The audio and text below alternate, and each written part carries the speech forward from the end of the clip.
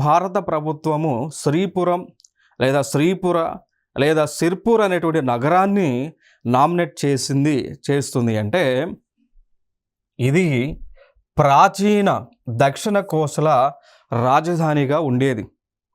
So ఇక్కడ క్రీస్తు శకం 5 నుండి 12వ శతాబ్దం మధ్య వివిధ రాజులు ఈ ప్రాంతాన్ని పరిపాలించి వివిధ కట్టడాలను కట్టడం జరిగింది. సో ఈ ప్రదేశము అన్ని మతాలకు చెందినటువంటి ప్రదేశం.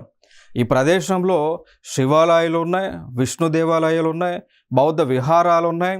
అదేవిధంగా జైనులకు సంబంధించినటువంటి జైన విహారాలు కూడా ఉండటం జరిగింది ఈ శ్రీపుర నగరంలో.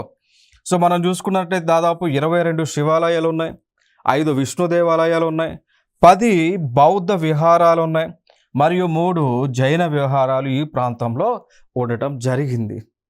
సో మరి ఈ నగరం సిర్పూర్ కానీ శ్రీపూర్ నగరం మరి ఏ రాష్ట్రంలో ఉంది అంటే ఛత్తీస్గఢ్ రాష్ట్రంలో మహానది ఒడ్డున, సో మహానది యొక్క తీరాన ఈ శ్రీపూర్ అనేటువంటి నగరం ఉండటం జరిగింది. సో ప్రాచీన భారతదేశంలో ఈ కోసల రాజధానిగా, దక్షిణ కోసల రాజధానిగా ఈ సిర్పూర్ లేదా శ్రీపురం అనేటువంటిది ఉండటం జరిగింది.